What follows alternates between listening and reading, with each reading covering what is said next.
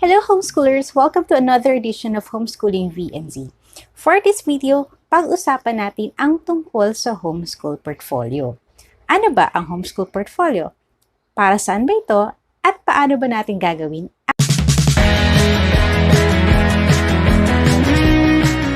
We have been homeschooling since pinanganak yung panganay namin.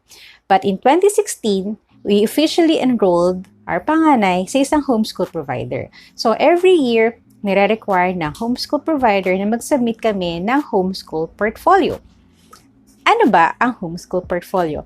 Well, basically, ang homeschool portfolio is just a collection of the learnings that happened for the school year. Homeschool portfolio ay katunayan na merong learning na nangyari sa inyong tahanan.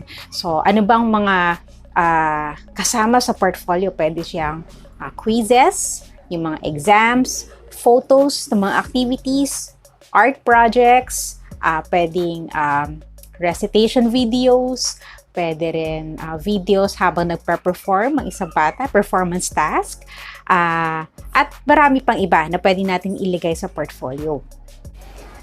Maraming mommies na nagtatanong kung kailangan daw bang ilagay lahat sa portfolio.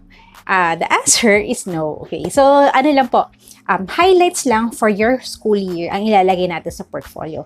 Kasi masyado siyang marami kung ilalagay natin lahat ng quizzes, lahat ng worksheets ng bata dun sa portfolio niya. So highlights, yun lang mga importante, mga aha moments natin while we're doing our homeschool. Ano pa ba? Pwede rin siyang ilagay doon ang listahan ng mga books na nabasa ng bata for the whole year.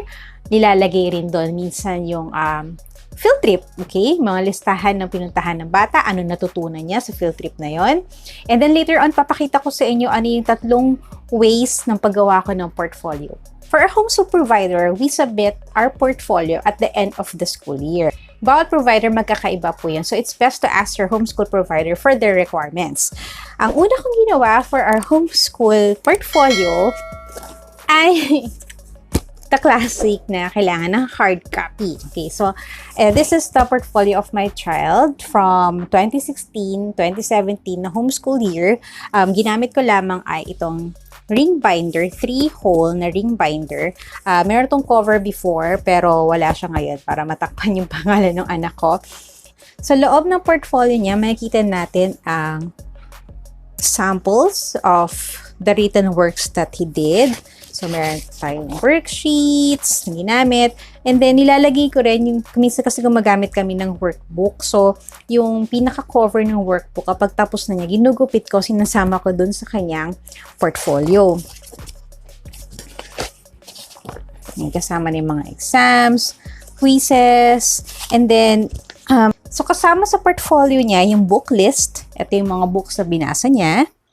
And then, kasama rin doon yung field trip or activities na ginawa namin.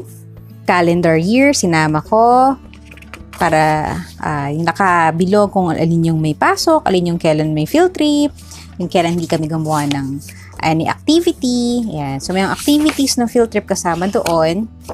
And then, I divided the portfolio into tabs. So, bawat tab is about a subject. So, yun ang ginawa ko nung kinder siya. So, bawat isang tab, isang subject yan.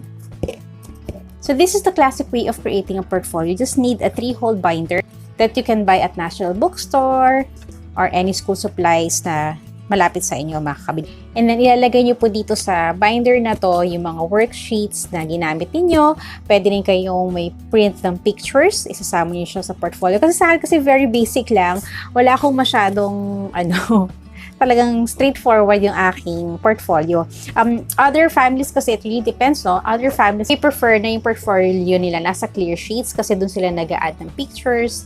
And since highlights lang naman ng buong school year yung nilalagay sa portfolio, they just print out yung mga pictures. So, I leave the links of Mami SJ and Mami Janice sa baba para makakita kayo ng mga samples ng portfolios na hard copy. So, sumunod na years, yung sa aming hard copy na portfolio, I also added yung list ng books na ginamit namin. Kasi not all books naman from the homeschool provider kinukuha ko. So, sa portfolio, I include the list of the textbooks that we use, the materials na ginamit namin for that school year, including the name of the authors, para at least mabalikan ko kung ano yung mga books na ginamit namin for that school year.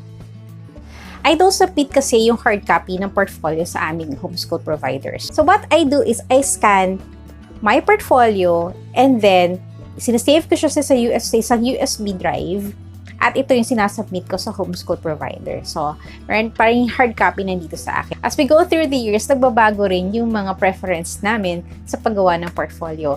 In fact, last year, wala na akong hard copy. Hindi na ako gumawa ng ganito. Wala na akong binder for Kuya V.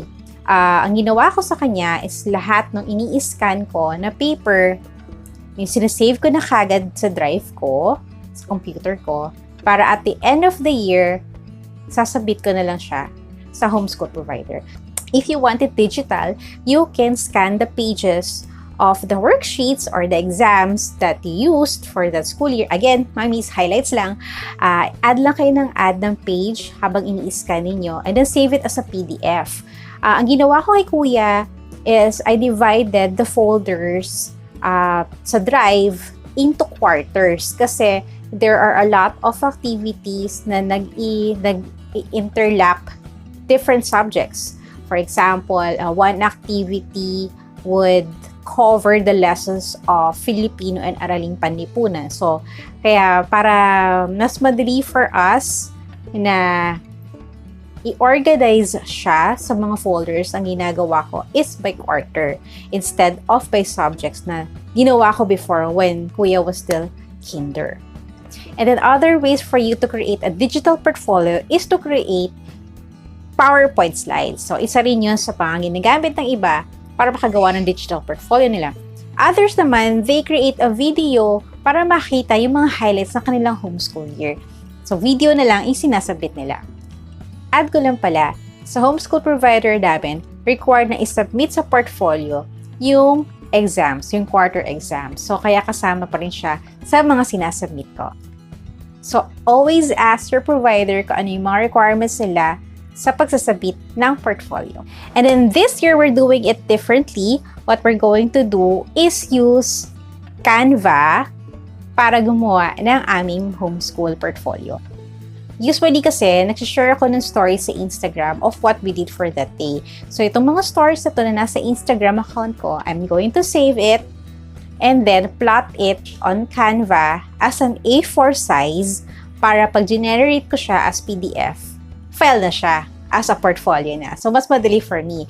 And then, yung mga exams, quizzes, what I will do is, instead of scanning them, I will just take a picture and then upload it to Canva, arrange it there, para kasama siya sa ida-download ko as a PDF file. For us kasi, mas madali ito kasi dalawa na yung bata na officially enrolled. So, dalawang portfolio na yung gagawin. So, instead of me keeping all the worksheets, all the papers, and wala na rin kaming space dito sa maliit naming bahay, it's best for me na lang to take a picture, upload it, arrange it sa Canva para ma-generate ko yung PDF na isasapit ko sa homeschool provider. Another tip na mabibigay ko sa inyo is save yung mga videos ninyo sa YouTube. Pwede kayo mag-upload ng ad-listed video sa YouTube, tapos ilagay nyo lang yung mga links dun sa portfolio niya. For example, gawa kayo na may pictures kayo ng activity, let's say recitation. And then sa caption niyo ng picture niyo, ilagay niyo dun yung link to your YouTube video. Para naman, in case gusto ng homeschool provider na makita yung actual video ng recitation ng bata, makikita nila by clicking that link.